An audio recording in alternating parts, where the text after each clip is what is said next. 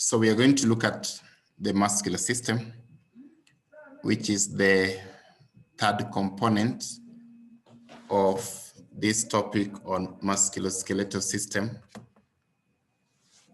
We have already tackled skeletal system and we've tackled articular system.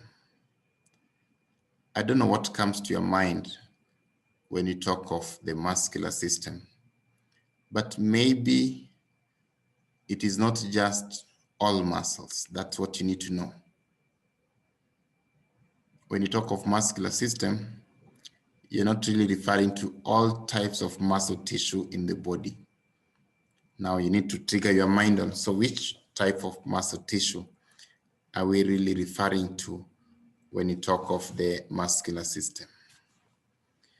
What is the agenda of this lecture? In this lecture, we're going to look at the components of the muscular system. We are going to look at functions of the muscular system, and we are going to give reasons on how muscles have been named. Now, it is not possible for us to learn all the muscles of the body in one sitting. It is actually not possible even to learn all of them in a whole day. So what is practically possible for us is to just try to understand why they are named the way they are named. What concepts are used in naming muscles, so that one day if we come across a particular muscle, then you're able to say, oh yes, I recognize that term. But we cannot really learn all the muscles of the body. We can't do that in one sitting. We can't do that in one day. There are very many muscles. So that will not be the objective to teach you the muscles, but at least to tell you why they're named the way they're named. So let's begin with the components of the muscular system. When you talk of muscular system, we are referring to skeletal muscles. So we are not referring to the smooth muscles. We are not referring to cardiac muscles. We are referring to skeletal muscles. Also, we are referring to the modes of their attachment. We are referring to skeletal muscles and their modes of attachment. Now, which modes do skeletal muscles use to attach to bones? They can attach through tendons, they can attach through aponeurosis, or they can attach directly onto bone. So of course, if they attach directly onto bone, that will still be muscular attachment, so not a big deal. Now, what's a tendon? You call an attachment a tendon if the muscle is attaching to bone via a cord-like fibrous connective tissue. A tendon is a cord-like fibrous connective tissue. It's fibrous connective tissue that looks like a cord. Commonly, you'll find that arrangement if the muscle is appearing at least at some point rounded, or it's tapering at some point, then it will attach via a tendon. How about aponeurosis? Aponeurosis is still a fibrous connective tissue, except that an aponeurosis is a flat one, like a shade, like here. So this is an aponeurosis. It's flat, it's spread out. An aponeurosis will be what would be preferable if a muscle is flat like this one here. So those are the two modes of muscular attachment: tendons and aponeurosis. When you talk of muscular system, we're referring to skeletal muscles and their modes of attachment. What are the functions of the muscular system? So muscular system cause movement. They do cause movement on the joint they're crossing. If a muscle is not crossing a particular joint, it will not move that joint. If it's crossing a particular joint, it will move that joint. Apart from causing movements, muscular system also help to generate heat. Now, this is through the act of shivering when it is cold. So, cause movements on the joint they're crossing. They also help generate heat through the act of shivering. We can add another function of muscular system here, and that role is the fact that it gives you force. Now, you know, if you want to lift a heavy thing, you'll use your muscles. So to generate force, you also need muscular system for force. These are the functions of the muscular system. Now let's go through the concepts which are used to name muscles. We can name muscles based on where they are found, based on their anatomical region of location. So there are muscles which have been named this way. Maybe what I need to tell you is that I'm not teaching you this so that you go name muscles. They're already named. I'm teaching you this so that you understand how they've been named. So there are muscles which will have a term femoris in their name. You call a muscle femoris if it is located in the thigh. The thigh is an anatomical region.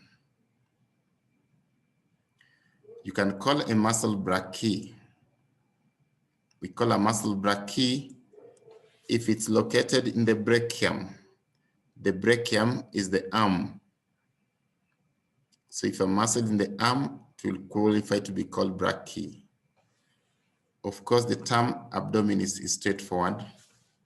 It's located in the abdomen. Interosseous means that the muscle is located between two bones. Interosseous, between two bones. Cervicis does not mean that the muscle is located in the cervix. Remember, the cervix will not have skeletal muscle, even if you're a witch. The term cervicis refers to the neck. If a muscle is located in the neck, then we can call it cervicis.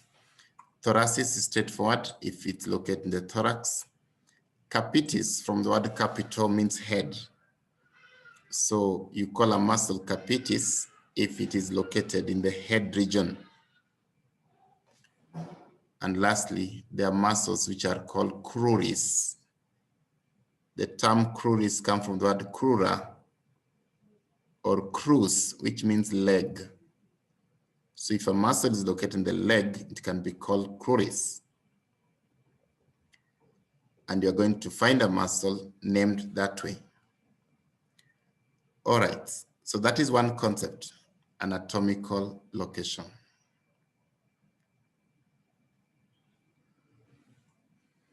We can name muscles according to their attachments. The attachment of a muscle are defined as origin and insertion. Maybe those are not definitions, but terms. They're termed origin and insertion. The origin of a muscle being where the muscle is coming from.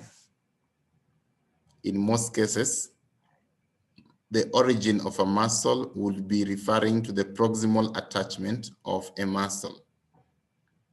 It's not all the time that that will be so, but many times the origin of a muscle is the proximal attachment of the muscle.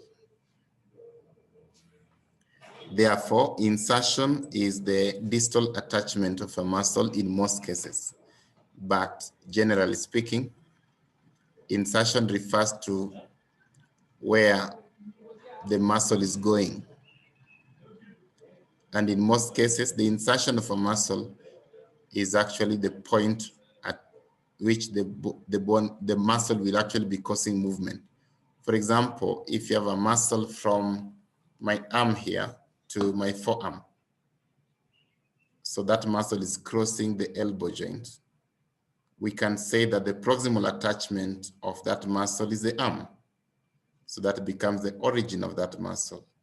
So specifically the humerus there. And then the distal attachment, let's say, is the radius. So that distal attachment becomes the insertion. The muscle originates from the humerus and is inserted into the radius. So what do you want to call such a muscle?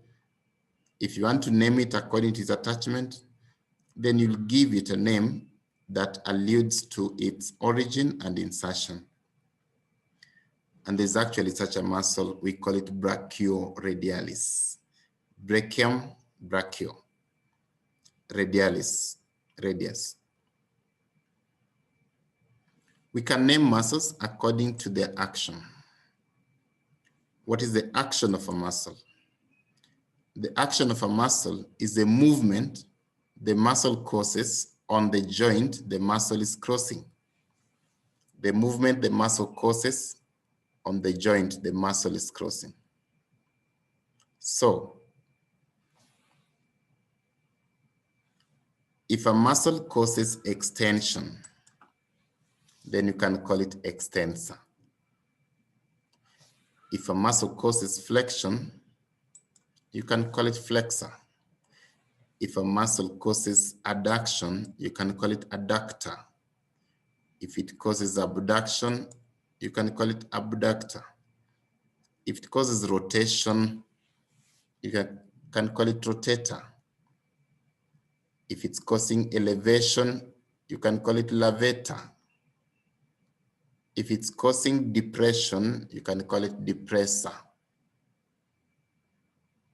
And such like terms.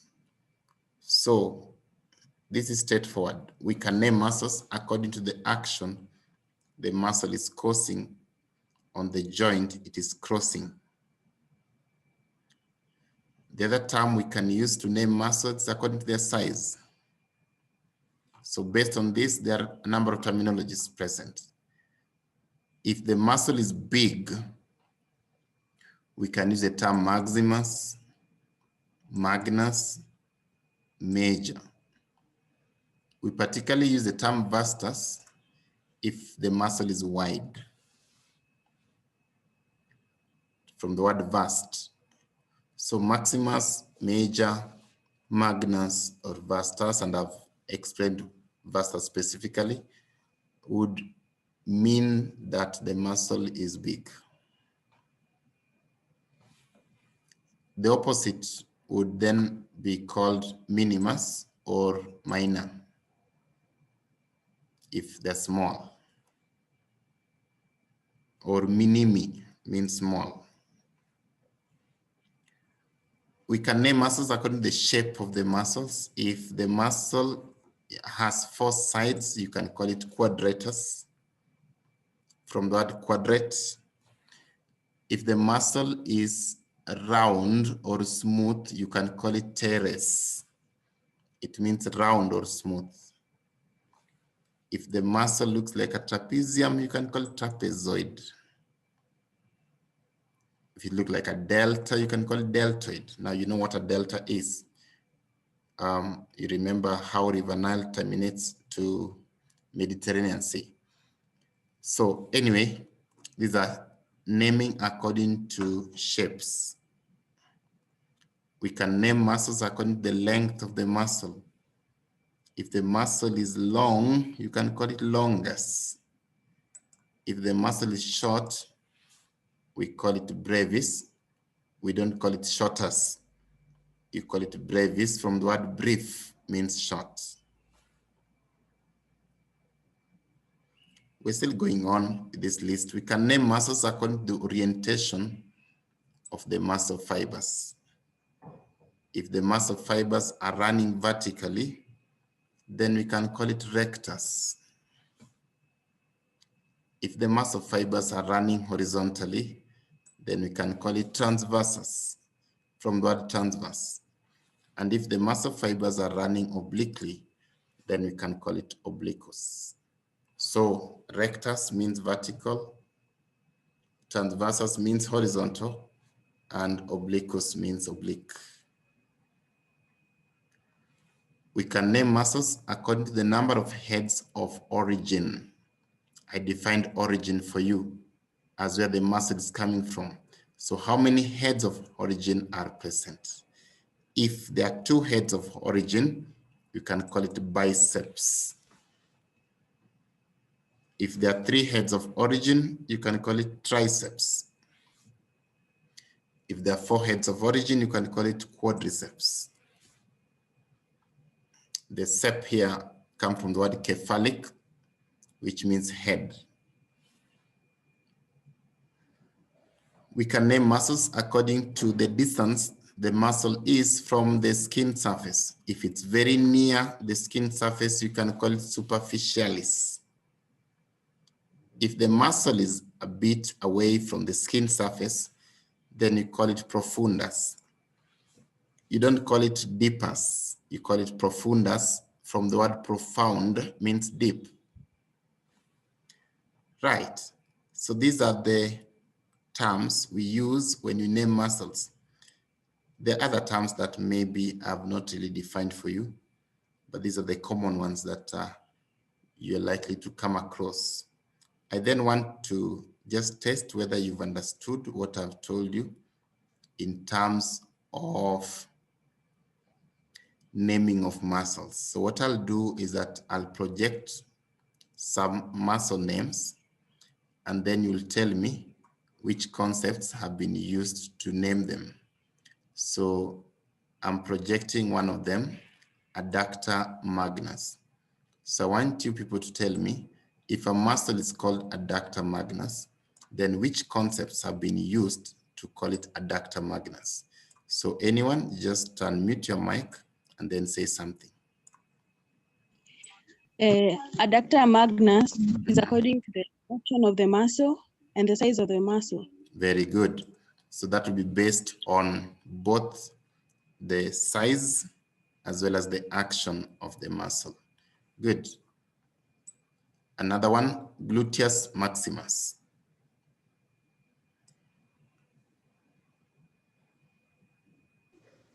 The size and the function. The size and not function, size and what?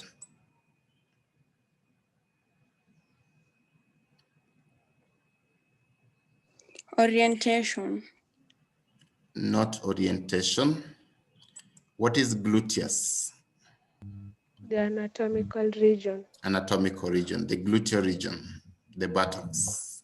There's a big muscle in the buttocks. If you are to name it in Kiswahili, you'll say tako kubwa. Okay.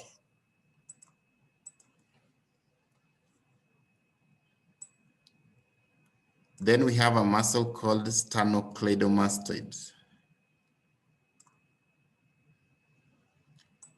So that could be a bit hard, but who wants to try?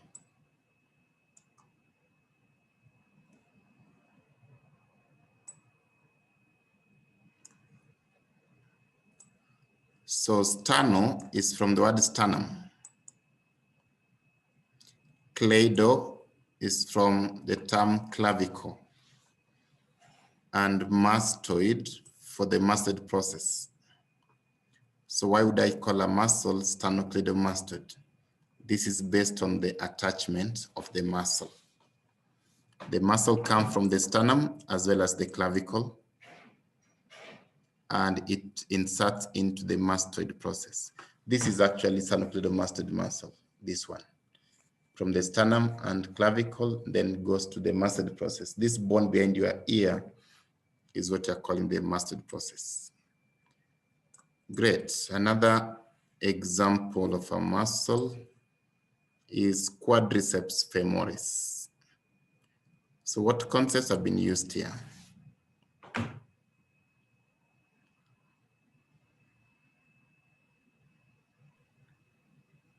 Is it the head of the origin? Sorry? Number of heads of origin, good, and? And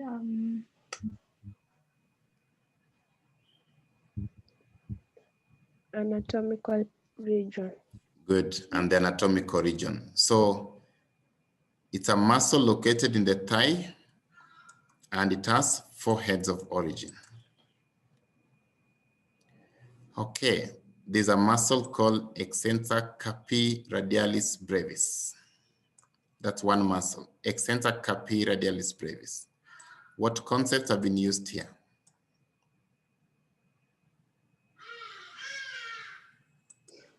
Action of the muscle. Okay, good. Apart from action? Anatomical region. Anatomical region, good. Anything else? Brevis. Oh yeah. Length of the Length muscle. of the muscle. The length of the muscle, good. So let me just explain. It's a short muscle. The term extensor carpi means that it extends the wrist. Remember, carpus is the wrist. The carpal region is the wrist region. So this muscle extends the wrist, extensor carpi. It's a short muscle that extends the wrist, but it is located on the lateral aspect of the forearm. Radial means lateral, as with regard to the forearm. So anatomical region, action, and length. Okay, there's a muscle called levator labii superioris. Any attempts?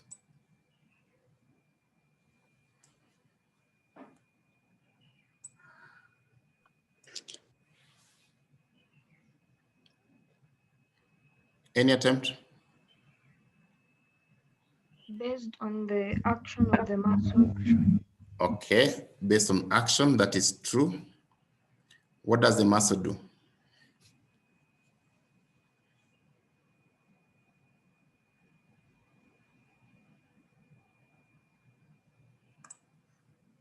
So the muscle elevates. Elevate. It elevates the upper lip. Labii from the word labium means lip. Now it's not the other labia you're thinking about. It's this labia, the lip. So labii superioris means the upper lip. The muscle elevates this thing. It takes it up. It helps you to open your mouth. Levator labii superioris. We have flexor hallucis longus. So this one has been named according to action, flexor, and according Anatomical region. and maybe not anatomical region, but the length. It's a long muscle. Yes. Yes, it's a long muscle, and it's a flexor. Now, what I want to ask you is, what does hallucis refer to? Hallucis, what does hallucis mean? From the word hallux, means what?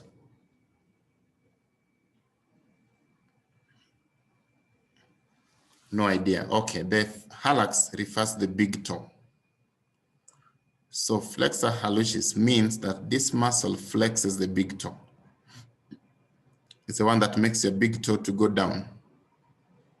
It's a long muscle that flexes the big toe. Flexor hallucis longus. Then we have a muscle called corrugator supercilii. That will be hard for you. It's named according to its action. To corrugate is to wrinkle, kind of. Superciliary region refer to this region. So this is a muscle that you use to wrinkle here, that way, this one. The muscle that causes that is corrugator supercilii. Right. So that marks the end of that session on musculoskeletal system. We've talked about skeletal system, we've talked about articular system, and now we've talked about the muscular system. So I'll give you, maybe we just take how many minutes break? It's now almost 9:30. So we come back at 9:40 so that we can now look at the anatomy of the lower limb.